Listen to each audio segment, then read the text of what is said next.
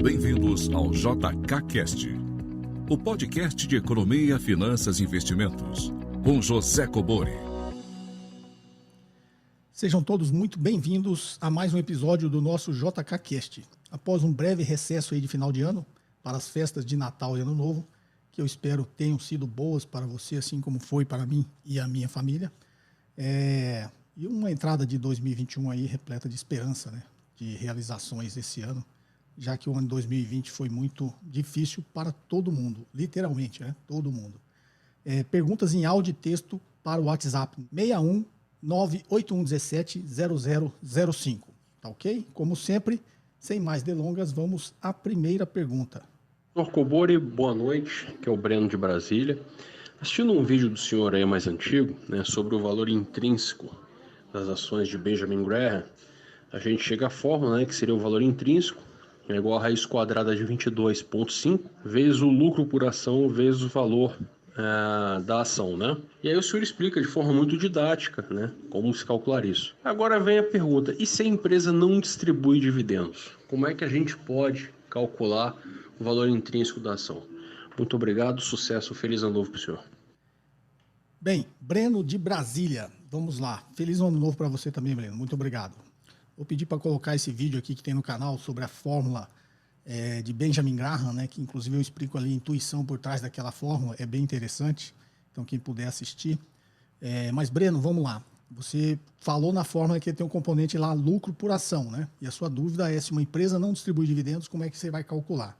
Porque na realidade é diferente, lucro por ação e dividendos, tá? Dividendos é o que a empresa distribuiu. Lucro por ação é o lucro que a empresa deu, tá? Dividido pelo número de ações. Então imagine que a empresa tenha 10 milhões de ações e deu 10 milhões de lucro. Então o lucro por ação dessa empresa vai ser R$1, independente se ela distribuir ou não esse lucro. Imagine que ela reteve os 10 milhões de lucro, não distribuiu nada para os seus acionistas.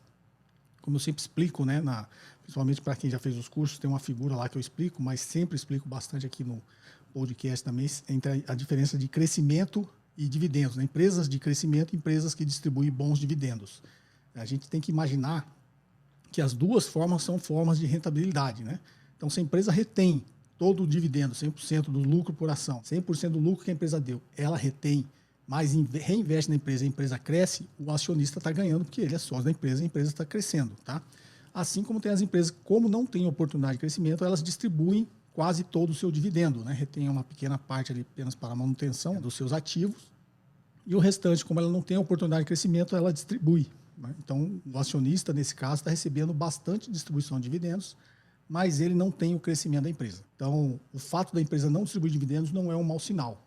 Como também, se ela distribui muito, também não é um bom ou um mau sinal. A gente tem que interpretar isso de forma correta, tá? Tem um vídeo muito bom aqui no canal também que eu explico exatamente isso, sobre distribuição de dividendos, que às vezes empresas boas pagadoras de dividendos não são bons investimentos, né? Então, tudo a gente tem que colocar ali na balança, né? O que a empresa está dando de crescimento, o que ela está distribuindo de dividendos, tá? Mas no caso da sua dúvida, Breno, se a empresa não distribui dividendos e reteve 100% do lucro, você mesmo assim continua fazendo a conta, né? Quanto ela deu de lucro por ação, independente se ela distribuiu ou não, tá ok? Espero ter te ajudado, Breno. Vamos à próxima? Professor Cobori, boa tarde, aqui é Samuel do Goiás. Professor, eu gostaria de tirar uma dúvida sobre ETFs. Os ETFs são fundos negociados em bolsas, correto? E se são fundos negociados em bolsa, eu acredito que deve haver uma espécie de IPO ou oferta pública, uma oferta pública inicial, né, para lançar esse ETF na bolsa. A minha dúvida, professor, é a relação de um fundo ETF em comparação a um fundo convencional, por exemplo, um fundo de ações. Porque um fundo de ações convencional, aberto, né? Quando eu compro uma cota, eu estou criando uma cota, né? E quando eu resgato essa cota deixa de existir, logo o patrimônio líquido do fundo diminui. É assim também que funciona nos ETFs ou não? Porque os ETFs podem ser negociados no mercado secundário, né? Inclusive tem até mercado de opções para ETFs. Então, se é assim, eu presumo que os ETFs são muito mais parecidos com fundos imobiliários, onde tem uma cota limitada, né? Tem um número de cotas limitadas. E para mim entrar nesse fundo, eu preciso comprar no mercado secundário de alguém que queira vender. E não quando eu compro, eu crio uma nova cota e quando eu resgato, eu né, deixa de existir essa cota. Eu não sei se é assim que funciona. Então essa é a minha dúvida, professor. Eu até agora não encontrei nenhum material que possa esclarecer essa dúvida que eu tenho sobre ETFs. Obrigado, professor. Eu adoro o seu canal. Bem, Samuel de Goiás. Vamos lá, Samuel. Eu vou tentar explicar isso fazendo uma analogia que você vai entender bem, tá? Uma analogia, eu acho que é a melhor forma de te explicar, né? Porque tem essa burocracia de emissão de cota, negociação de cota, fundo de ações, fundo ETFs, né? Então você imagine que um fundo de ações é uma empresa de capital fechado, tá? E um ETF ou um fundo imobiliário é uma empresa de capital aberto. Só para fazer essa analogia. O que é um fundo de ações? O fundo de ações vai lá, capta o dinheiro, emite cotas, né?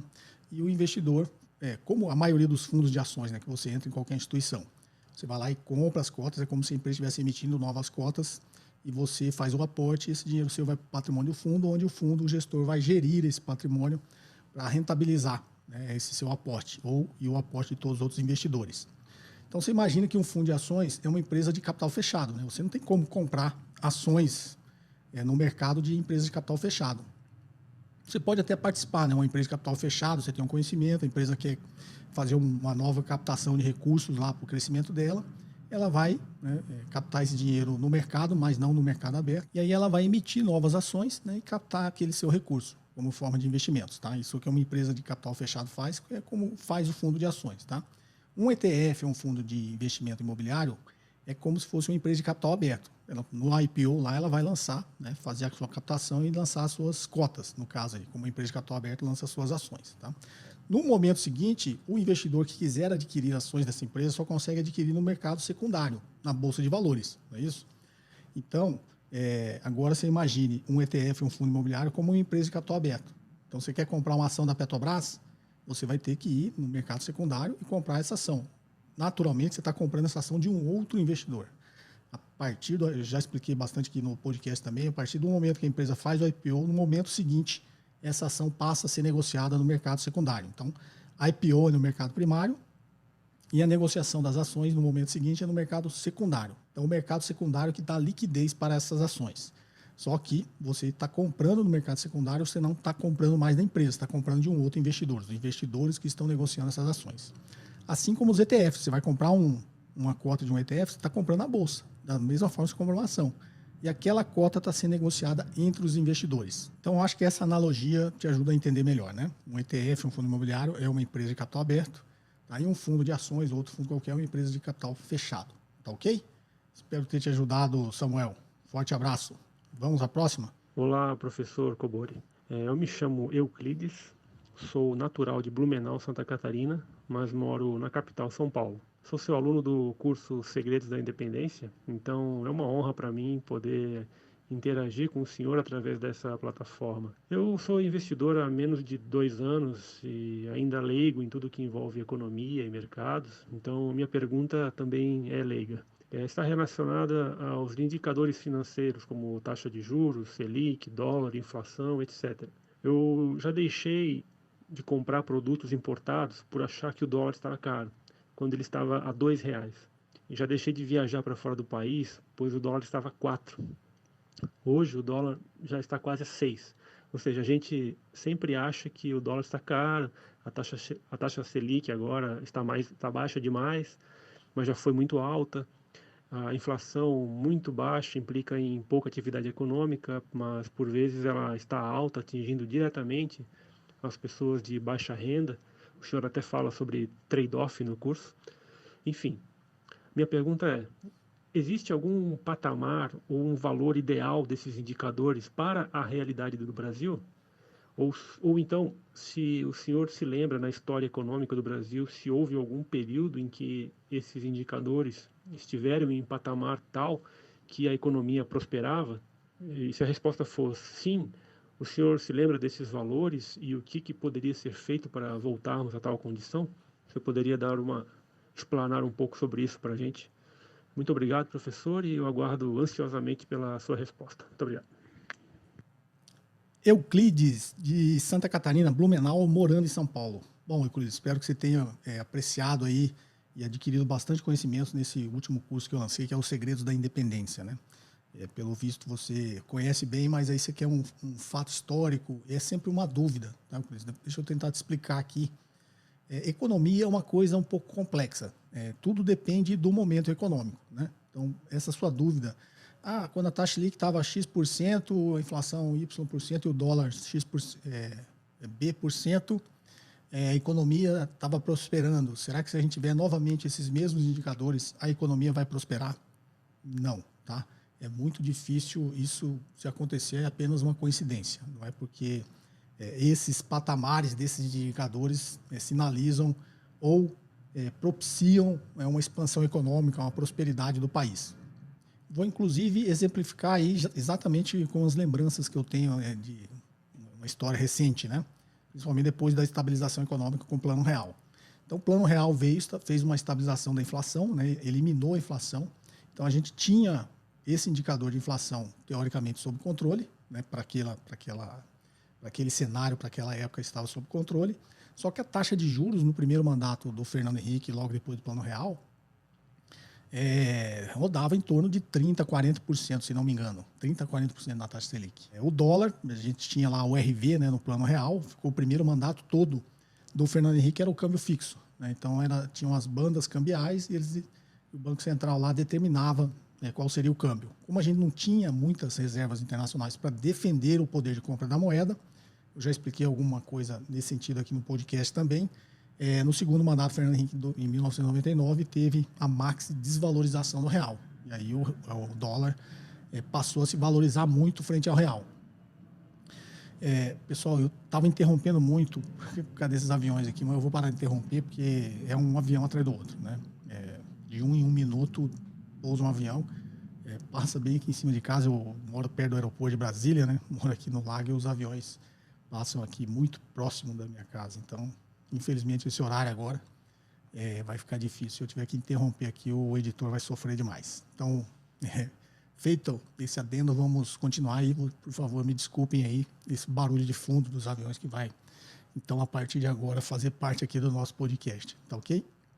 Então, o dólar disparou, se não me engano, lá na máxima de valorização. Eu já até contei uma história aqui que eu fui diretamente afetado, né? Eu estava com um projeto, eu era executivo de uma multinacional, tinha ido para a Suíça, tinha fechado todo o negócio, e aí no dia lá da gente embarcar os equipamentos e a empresa emitia nota e a gente fazer o pagamento dessa empresa brasileira que eu fui executivo da Xerox do Brasil, né? E a gente estava comprando máquinas lá na Suíça. E aí eu me lembro bem que o dólar naquele câmbio era 1,21, né? R$1,21 era $1. Nesse patamar da taxa de câmbio, o negócio era viável. E justamente em janeiro de 99, teve a máxima desvalorização, ou seja, liberaram o câmbio. Né? O câmbio era fixo, ele passou a ser flutuante. E aí as forças de mercado jogaram o dólar lá para cima e depreciou bastante o real. Naturalmente, esse projeto ficou inviável da noite para o dia. Né? Dói no meu coração até hoje eu lembrar disso. Mas, feita essa explicação, então o patamar do dólar naquela época passou de R$2, a inflação sob controle e a taxa de juros nas alturas. Né? Então, navegou no primeiro mandato em torno de 30% a 40%, ele vinha caindo, né? Mas chegou a navegar um tempo em torno de 30% a 40% a taxa Selic. Aí, no final do primeiro mandato, já estava num patamar um pouco menor. Aí veio a máxima desvalorização do real, a taxa Selic subiu de novo, ficou num período aí do segundo mandato, Fernando Henrique, em patamares bem altos. Mas, como eu falo para você, depende do momento econômico. Os dois mandatos, Fernando Henrique, quase todos os anos tiveram crises internacionais, né? O que isso fez com que o Brasil sofresse bastante, né? Porque quando você tem crises internacionais, aumenta a aversão de risco no mundo todo e os países menos desenvolvidos acabam sofrendo mais para reter o investimento estrangeiro. Como a gente depende ainda de muita poupança externa, qualquer aumento de aversão ao risco no resto do mundo, o fluxo de capitais começa a sair do Brasil e dos outros países emergentes e ia para, digamos, portos mais seguros, né, que são os países desenvolvidos. Tá? Então, na época do Fernando Henrique, teve a crise do México, a crise dos tigres asiáticos, a crise da Rússia, teve crise praticamente todos os anos. Né? Então, por isso, o patamar da taxa de juros estava sempre lá em cima. Porque quando o capital começa a fugir, naturalmente a taxa de juros começa a subir, porque aumentou a percepção de risco no mundo todo, inclusive no Brasil, e o governo, o Estado brasileiro, precisa aumentar um pouquinho a taxa de juros para tentar reter uma parte desse capital, desse investimento que está no Brasil. Tá? Então, essa é a dinâmica do que acontece. Né? Então, não tem como... E nesse período, né, do Plano Real, o Brasil foi próspero. A gente tinha esses parâmetros desses índices todos, digamos, um pouco fora de controle, né? Mas o Brasil foi próspero durante um bom tempo. Tá? E aí veio, né, o governo Lula, e aí, se não me engano, quando ele foi eleito lá no final de 2002, a taxa de juros disparou, porque, para quem é dessa época lembra, tinha um grande medo, né, desse novo governo aí do PT e do Lula. Se eles fizessem tudo o que prometiam na campanha, isso assustava muito o mercado. Não vou entrar no julgamento se está certo ou errado, mas assustava, tá? E aí o Lula veio com a famosa carta ao povo brasileiro, dizendo que não ia fazer nada daquilo. Nomeou lá o presidente do Banco Central, o Henrique Meirelles, que foi eleito deputado por um partido do opositor. Ele foi eleito deputado pelo PSDB, né? E era presidente mundial do Bank Boston.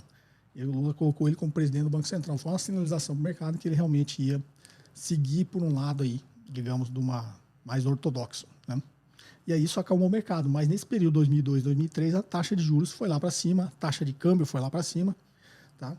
E navegou aí nos 2 mandatos do Lula, patamares, se não me engano, passou de 20%, depois caiu e ficou na política monetária ali, navegando sempre acima de 2 dígitos. E foi um dos períodos mais prósperos do Brasil, de 2003 a 2008, até a crise do subprime. Então, um outro cenário, um outro momento econômico com uma outra conotação desses indicadores, inflação, taxa de câmbio e taxa Selic. Se a gente repetir de novo o cenário, o Brasil vai ser próspero? Não, né? Porque naquele momento econômico, a condução dessas políticas, né, para influenciar esses indicadores manteve o Brasil, digamos, num bom caminho de prosperidade, e não foi o fato da taxa Selic ser acima de 2 dígitos, né, da taxa de câmbio estar um pouquinho mais alta, óbvio, bem mais baixa do que o período atual. Eu lembro que em 2003, na época do início do mandato do Lula, a taxa de câmbio, naqueles dias de pânico, né, a taxa de câmbio foi até R$4, se não me engano. Depois, 2003, 2008, ele só veio caindo, né, chegou a 1,56. Isso eu lembro bem, porque foi quando teve a crise do subprime.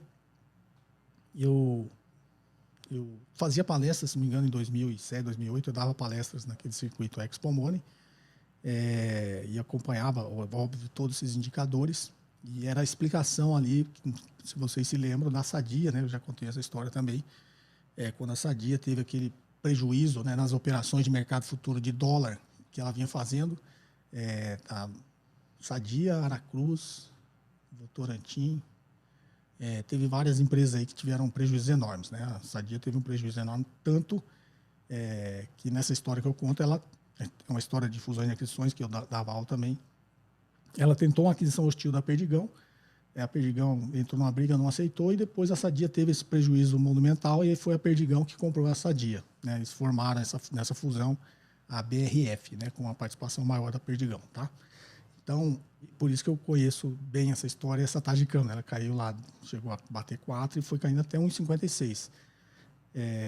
Só dando a conotação histórica, depois vocês podem procurar no canal, mas por que ela veio caindo e depois a Sadia teve prejuízo? Porque ela estava fazendo operações no mercado futuro de dólar, sempre prevendo que a taxa, né, se posicionando que a taxa ia continuar caindo. Ou seja, passou 5 anos ganhando dinheiro, muito. Só que quando veio a crise subprime, a taxa de câmbio disparou, né? De 1,56 passou lá dos R$3, e isso praticamente, para quem tinha posições no mercado futuro de dólar com objetivos especulativos, teve bastante prejuízo. Porque contratos de derivativos e futuros, eles vencem. Não é igual a ação. Você comprou, ela caiu, você vai perder se você vender.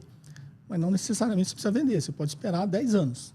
O contrato futuro de derivativo, você não tem essa opção. Ele vence todo mês. Então, se você comprou um contrato futuro para vencer em fevereiro, vai chegar lá no dia de vencimento, ele vai vencer. Se naquele momento, né, a sua posição for perdedora, você vai realizar o prejuízo. Então, esse é o grande risco aí para quem especula com derivativos e futuros. Não é tão simples assim como as pessoas imaginam. Inclusive, quando fala assim, eu sempre, né, dou essa orientação aqui no canal, porque geralmente você tá ganhando, né? Como a Sadia, ficou 5 anos ganhando. Só que no dia que ela perdeu tudo e muito mais, né? Então, esse é sempre o perigo de quem especula no mercado de capitais, na bolsa de valores, sem ter noção realmente do tamanho do risco que está correndo. Tá? Vai ganhar dinheiro por um tempo? Vai. Mas o dia que o mercado inverter, essa pessoa, como diria assim Nicolas Taleb, vai à ruína. Né? E o risco da ruína é game over. Você não tem mais como voltar. Tá?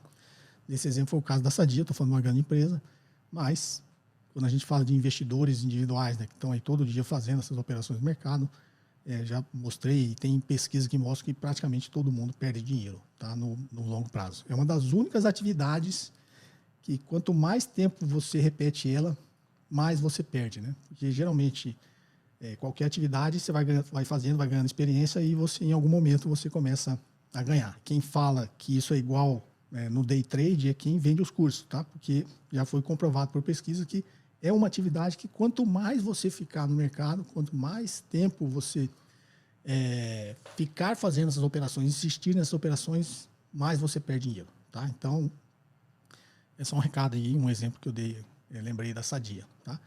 Então, Euclides, não tem como a gente dei um breve histórico aqui, depois veio o governo Dilma e a taxa de juros na canetada chegou a 7%, né? A Selic depois teve que subir, foi até 14,25%, né? E de lá para cá só vem caindo, hoje é 2%. Ou seja, nossa taxa de juros é muito baixa, a taxa de câmbio teoricamente sob controle, não teve nenhuma alta volatilidade, mesmo com a pandemia, a taxa de câmbio, mas nós não somos prósperos. Né? A gente, digamos, se fosse olhar para os indicadores, imagina você lá no primeiro mandato do Fernando Henrique, taxa de juros 40%, tudo bem que o câmbio era fixo, né? Mas tinha que segurar na unha ali, porque o Brasil não tinha reservas internacionais, e a inflação sob controle. E aí você compara com o cenário de hoje, era para a gente ser muito mais próspero, né, com a taxa de juros a 2%, tá? E nós não somos. Então, economia é uma coisa que o pessoal fala ceteris paribus, que ele fala assim, vamos olhar essa variável e considerar tudo mais constante. O que vai acontecer? Vamos olhar esse cenário e considerar tudo mais constante. O que vai acontecer? Só que não existe tudo mais constante. Né? As variáveis interagem entre si e depende do momento econômico. Não tem um indicador que você fala que é o ideal, nem de taxa Selic, nem de taxa de câmbio, nem de inflação. Tá? A inflação sob controle é sempre bom, mas se você for olhar os outros indicadores, não tem como você determinar, né, quais os indicadores ideais para você ser próspero ou não. Quando eu falei inflação sempre sob controle, não, a inflação tem que ficar sob controle, né? Isso é imprescindível. Tá ok, Euclides? Espero ter te ajudado aí, não feito muita confusão com essas histórias aqui. Tá ok? Vamos à próxima?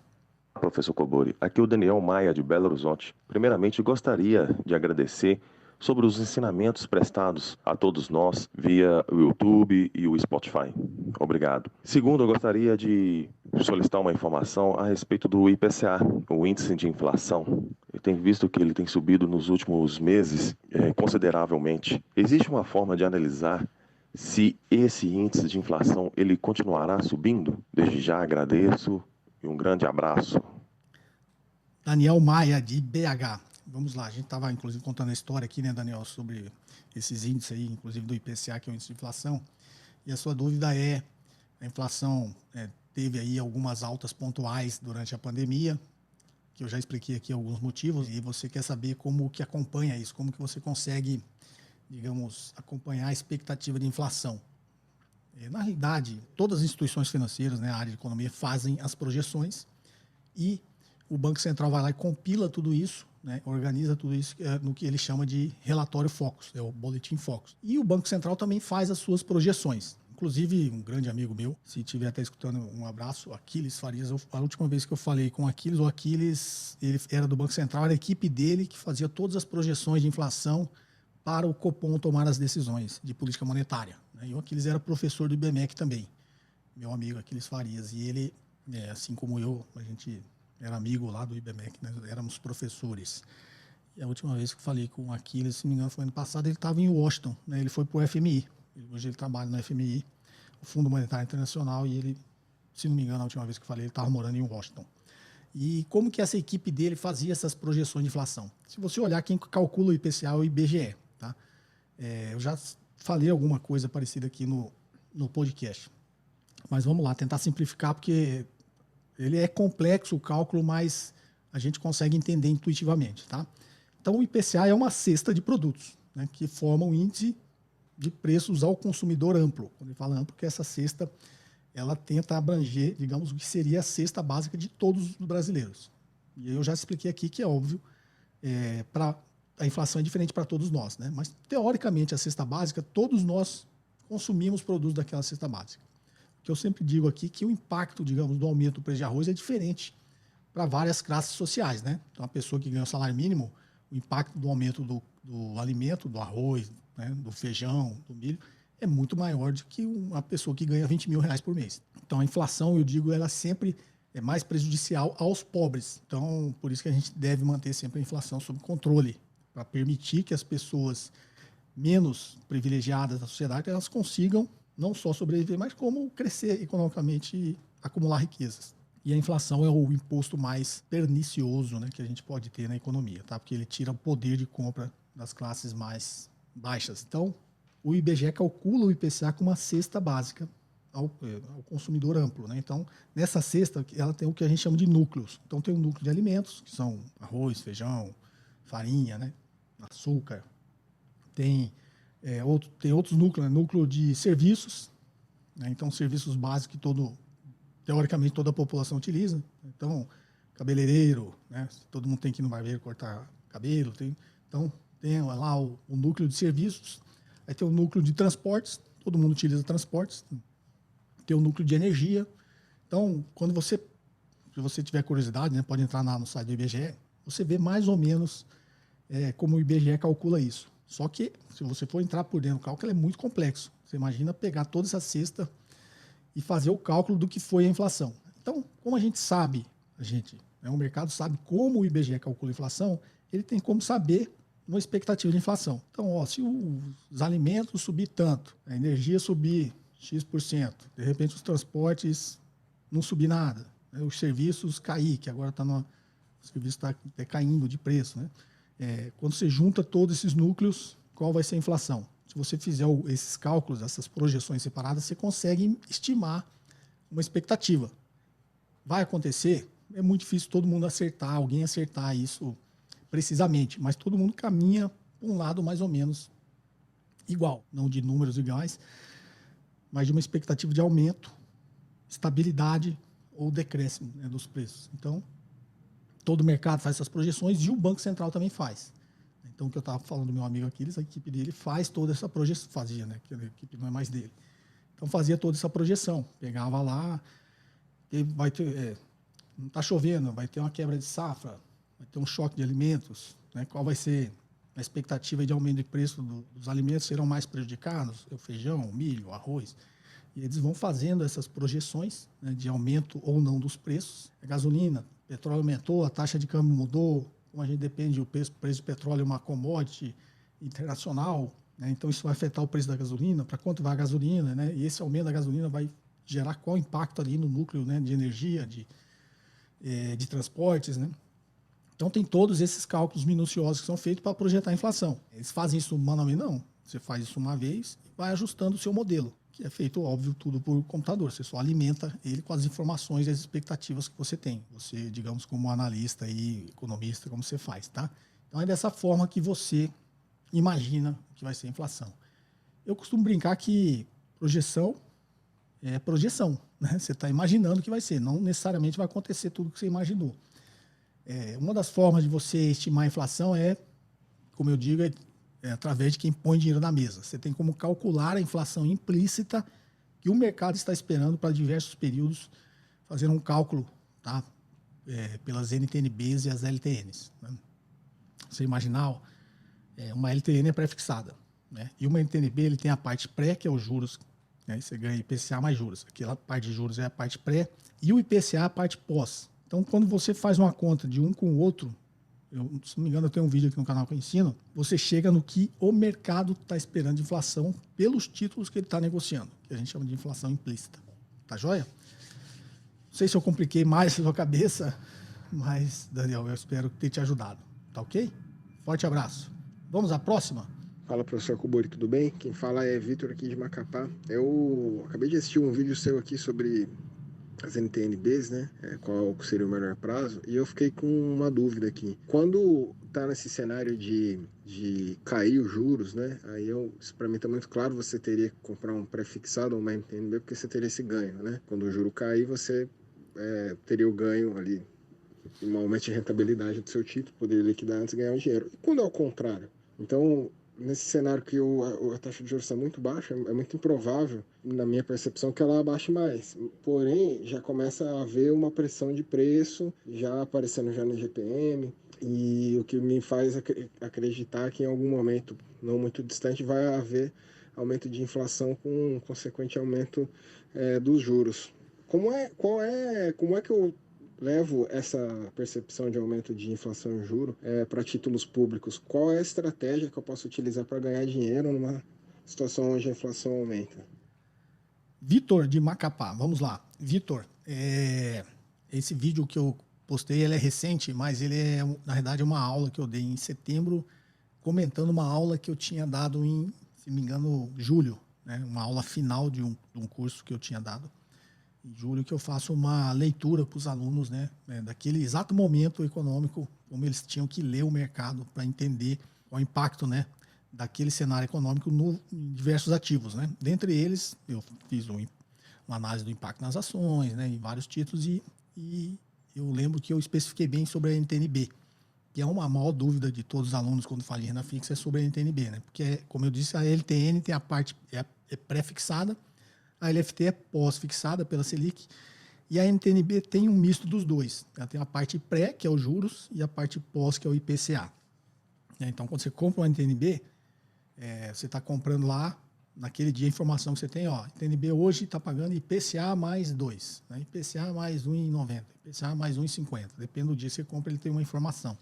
Então, esses juros que ele está informando é a parte pré-fixada.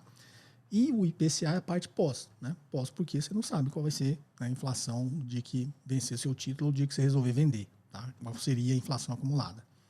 Por isso eu expliquei, acho que na resposta anterior, que tem como você calcular a inflação implícita, né? Quando você faz uma conta entre a NTN-B e a LTN. É como se você estivesse excluindo, né, a parte pré-fixada e ficando só com a pós, aí você descobre o que o mercado está imaginando que vai ser a inflação naquele período. Então, nessa aula, por isso que eu acho que eu postei esse vídeo, eu falei, ó, não é nenhuma recomendação de investimento, porque, para quem não assistiu, vocês vão notar que eu faço uma análise, na minha visão, do que vai acontecer com as NTN-Bs. Qual seria a postura do aluno, né, que aprendeu todo aquele conceito econômico de taxa de juros, estrutura a termo da curva de juros, para fazer uma leitura naquele momento econômico, que, se não me engano, era em julho de 2020, naquele cenário de julho de 2020, qual que era. E aí eu repeti essa aula em setembro, comentando essa aula em julho, e postei agora há pouco tempo, por isso que no início do vídeo vocês vão ver que tem lá que os cenários mudam, né, para que a pessoa não assista aquele vídeo e fale, vou fazer isso. Não, o cenário hoje é completamente diferente, tá? Então, por isso que a gente tem que ter conhecimento. Você vai em recomendação, em dica de investimentos, ela só serve naquele momento. Passou o momento econômico, o cenário mudou, a sua leitura tem que ser diferente, ajustada para aquele momento, né? Então, o que eu gosto sempre de ensinar é o conhecimento que você tem que ter para fazer a leitura, e não alguém para fazer a leitura para você. Então, essa aula, para quem não assistiu, ela tá, acho que é recente agora no canal, é um trecho, né, dessa aula que eu explico essa leitura das NTN-Bs. Então, a sua dúvida é como eu ganho dinheiro com a projeção do IPCA. E, novamente, depende do cenário econômico. Essa aula, você tem uma boa ideia do que eu digo ali. Você está falando, vou comprar um pré-fixado, mas se a taxa de juros não cair, porque eu ganho dinheiro no pré-fixado quando a taxa de juros cai. Como ela já está muito baixa, 2, a expectativa, né, na sua leitura é que ela não caia tanto mais, e na realidade a expectativa é que ela aumenta, porque a inflação digamos, voltou ela ficou muito abaixo da meta, do centro da meta, agora ela já está mais ou menos ali no centro da meta, talvez passando um pouquinho do centro. E naquele cenário que eu fiz a leitura, a expectativa, para você entender o raciocínio, a expectativa era que a inflação dos próximos 3 anos ficaria dentro da meta. Então, se eu fizer um cenário acreditar nisso, naquele momento, que nos próximos 3 anos a inflação vai ficar dentro da meta por todo o momento econômico que a gente está passando, crise, né? A pressão sobre os preços não será tão grande.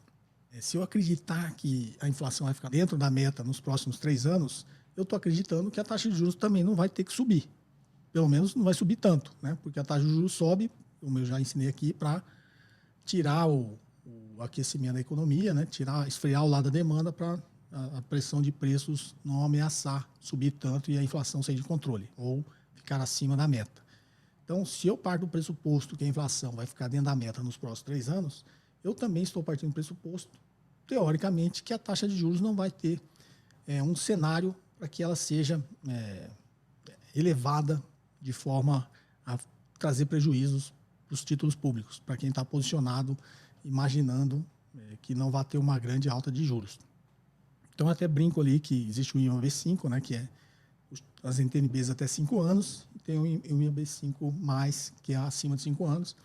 Eu brinco ali que vão fazer um IMAB3, né, que é 3 anos. Então, como eu fiz essa leitura, eu falo, então, qual que é o cenário que eu não estou dizendo para ninguém investir, estou dizendo, NTNBs acima de 3 anos, elas têm um risco muito maior, e eu estou estabelecendo um prazo por essa minha leitura, do que as NTNBs até 3 anos. Justamente porque eu acho que até 3 anos a inflação vai ficar dentro da meta. A inflação ficando dentro da meta, não vai haver tanto aumento de juros que prejudique essa parte pré. E se a inflação subir muito, a taxa de juros, na expectativa de inflação, ela não teria tempo nesses 3 anos para tirar muito a sua rentabilidade da parte pós. Então assistam esse vídeo que eu explico direitinho lá. Então, o que eu estou imaginando nesse cenário? Se eu fosse comprar uma NTNB, eu daria uma atenção maior por comprar as NTNBs de curto prazo. E o curto prazo eu chamo de NTNB até 3 anos. Acima de 3 anos, o cenário é muito mais incerto, a inflação pode estar fora do centro da meta, e aí a taxa de juros vai subir e vai prejudicar. Aí você tem que ver, né, o quanto o IPCA subiu para ele acumular e você ter um ganho no IPCA, mas o quanto a taxa de juros subiu, a parte pré subiu para tirar essa rentabilidade que você está tendo. Então a NTNB é um título um pouco mais complexo de você fazer avaliação. Ganhar dinheiro num cenário de aumento de inflação é difícil. Você tem que fazer essas leituras de títulos que tem as duas partes com um pouquinho mais de atenção e um pouquinho mais de conhecimento, de critério. Tá joia? Não sei se eu compliquei mais, mas acho que agora, se você assistir o vídeo de novo, você vai ter um entendimento um pouquinho melhor. Espero ter te ajudado. Vamos à próxima?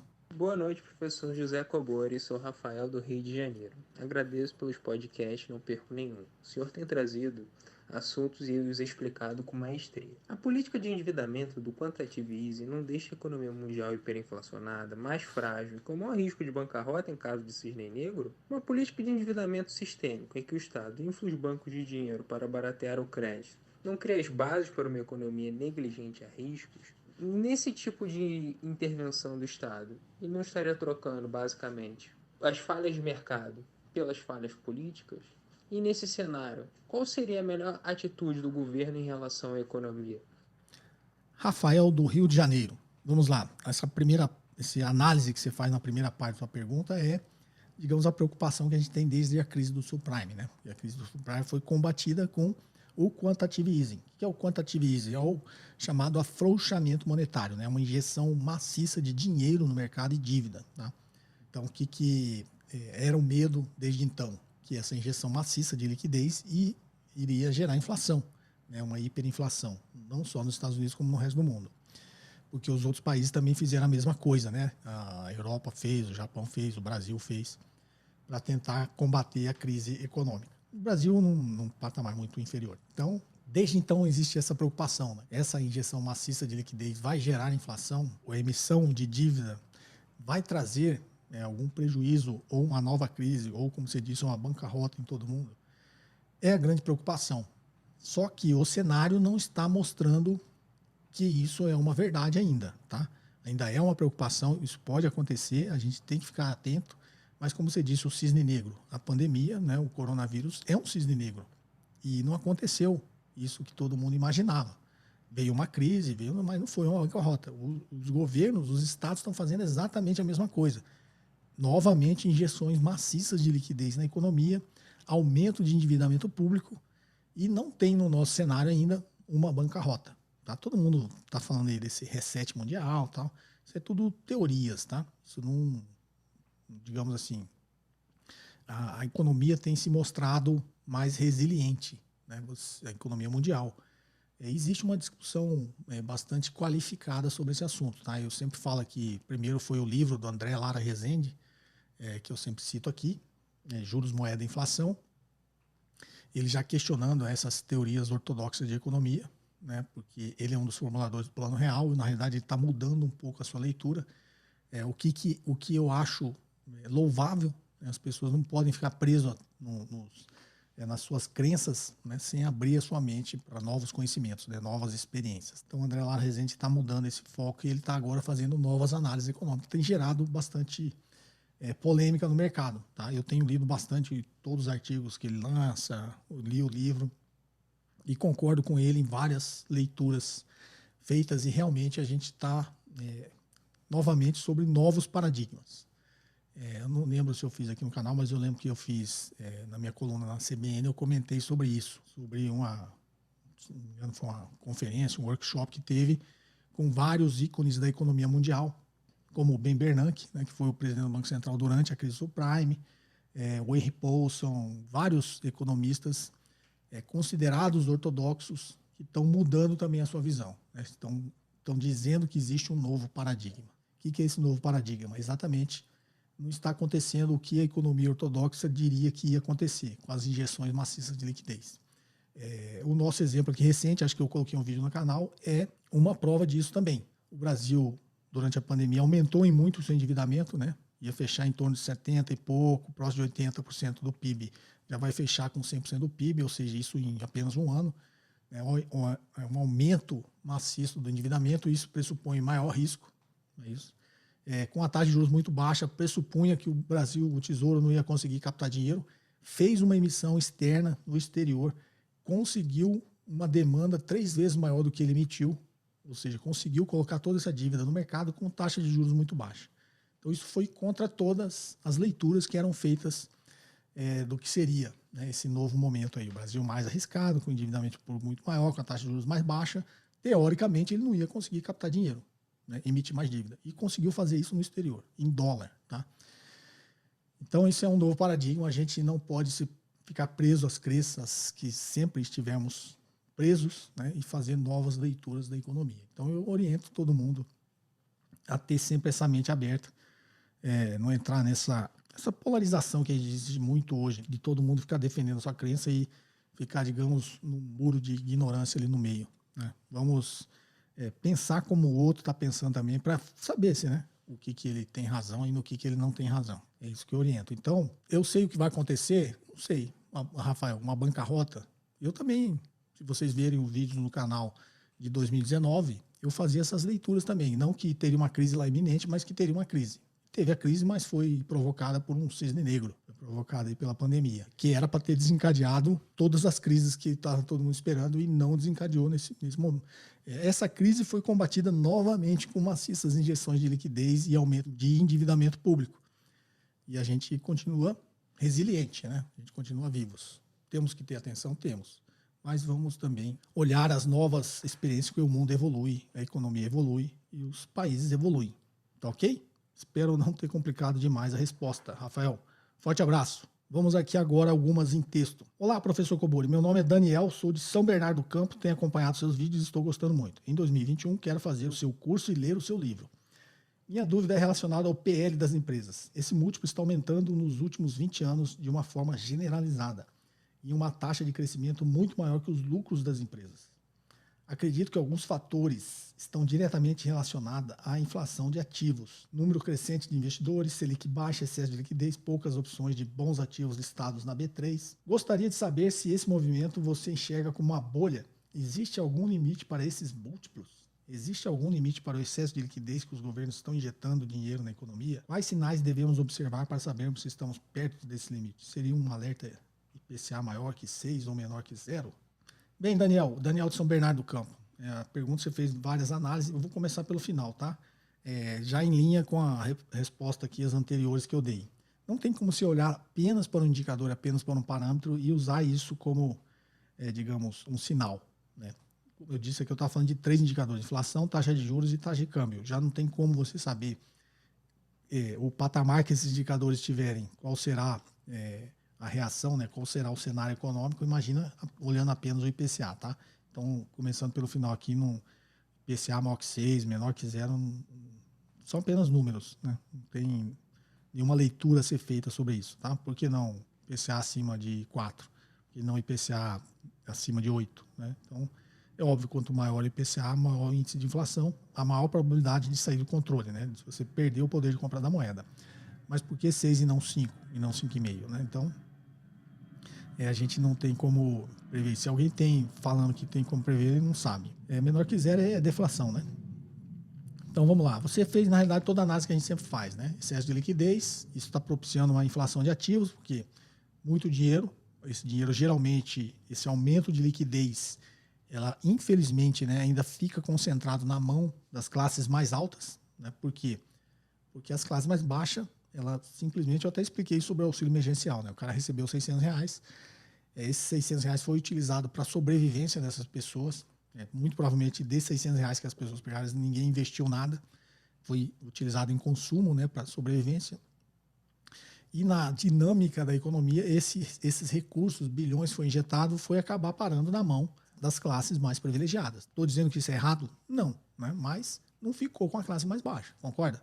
O cara que recebeu R$600, ele não investiu esse dinheiro, nem uma parte dele. Muitos não conseguiu nem pagar as dívidas, muitos não conseguiu nem sobreviver a contento do que mereceria. Então, de alguma forma, esse recurso foi injetado, não ficou na mão das classes mais baixas, né? Concentrou de novo esses recursos. Tá, ok? Então, esse excesso de liquidez que teve desde a crise subprime e teve agora, ele está concentrando mais renda, infelizmente, né? A gente tem que achar caminhos dessa riqueza que foi injetada na economia, ela ser melhor distribuída. Como fazer isso? Existem várias formas, várias discussões, várias paixões ideológicas. Acho que a gente tem que ser um pouco mais racional, né, e mais humano na hora de... mais inteligente na hora de analisar isso, né? Não no fervor da ideologia, com esse monte de besteira que as pessoas têm falado por aí, sem nenhum critério, sem nenhum conhecimento. Então, o que eu estou dizendo, esse excesso de liquidez se concentrou na classe das pessoas mais privilegiadas. As pessoas mais privilegiadas já sobrevivem, já consomem, aquele dinheiro veio a mais para ela, concorda? Aquele dinheiro necessariamente não foi parar em consumo. Imagina o cara que ganha 50 mil por mês. Aí veio a crise, excesso de liquidez, ele acabou aumentando a riqueza dele. Ele agora ganha 60 mil por mês e acumulou um patrimônio maior. Esse cara que ganha 50 mil por mês não passou a comer mais. Ele não está comendo mais. Talvez esteja comendo um pouquinho melhor. Mas um cara que ganha 50 mil por mês já come muito bem, né? Vai nos melhores restaurantes, compra só carne de primeira, né? Compra todos aqueles produtos caros que você vê no mercado, ele já compra. Então, teoricamente, essa pessoa concentrou mais riqueza e ela não aumentou o consumo. Se ela não aumentou o consumo, onde foi o dinheiro? O dinheiro foi para investimentos, né? Então, olha essa dinâmica, né? Injetaram muita liquidez na economia, essa liquidez de alguma forma foi parar novamente nas classes mais privilegiadas, né? Esse dinheiro que está na mão de quem já tem muito não vai virar consumo, tá? Não vai virar consumo, não vira atividade econômica. Esse dinheiro vai para onde? Vai para investimento. Investimento aonde? Em ativos financeiros. Por isso existe, né, essa bolha nos preços dos ativos. E aí, voltando, como a taxa de juros está muito baixa, as pessoas procuram rentabilidade. Então, por mais que os múltiplos de PL das empresas estejam altos, as pessoas continuam comprando e elas continuam subindo, né, até chegar num ponto meio irracional. Eu já dei exemplos aqui que a história mostrou de PLs lá na época do Nasdaq, de empresas que estavam acima de 100. O que isso quer dizer? Que o cara vai levar 100 anos para ter o retorno do que ele comprou, o preço que ele pagou na ação, ele vai levar 100 anos para ter o retorno, que é um PL de 100. Então, patamares irracionais. Mas naquela época, estava todo mundo comprando. O que aconteceu? Essa empresa especificamente que eu citei, que estava no patamar de um PL acima de 100, né, quando o negócio quebrou, estourou essa bolha, ela desceu lá para menos de 20. Depois a empresa, que era uma empresa de tecnologia, realmente cresceu, não cresceu naquilo que todo mundo imaginava, e o PL dela voltou a crescer, a aumentar, mas, óbvio, muito distante desse 100, tá? Se não me engano, chegou perto de 30 só, que é atualmente. Então, você tem que ter uma certa racionalidade. Tudo bem, a taxa de juros está baixa, 2% ao ano, eu quero uma rentabilidade melhor. Mas você vai comprar uma empresa que tem um PL de 50, você vai levar 50 anos para retornar o que você pagou naquela ação? Talvez não faça muito sentido. Então, pode ter certeza que uma grande parcela do aumento, né, desses múltiplos, do aumento do preço das ações, ela é bastante irracional e motivada pelo excesso de liquidez na economia. O investidor perspicaz tem que estar atento a isso. Né? Para que comprar essa ação que tem um PL irracional? Procure oportunidades, né, de empresas que realmente vão crescer e ainda estejam aí mal precificadas. Tá ok? Essa é a minha recomendação. Não necessariamente eu estou certo, mas é a leitura que eu faço. Tá joia? Vamos lá, mais uma. Olá, José Cobori. Aqui é o João Paulo, falo de Brasília.